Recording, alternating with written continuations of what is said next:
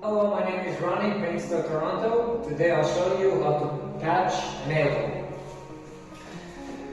I'll just scrape a little bit the hole and push the rest of it inside. The next step would be use some mud, some drywall compound.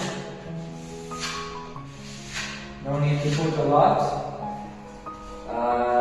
The reason you don't need to put a lot of compound is because it will be easier to sand it if you put just a little bit. Those patches are ready to go. They're all dry. Sand it. Clean it a little bit. And they're ready to paint. We'll let it dry for a while, like 30 minutes, and we'll do a second coat.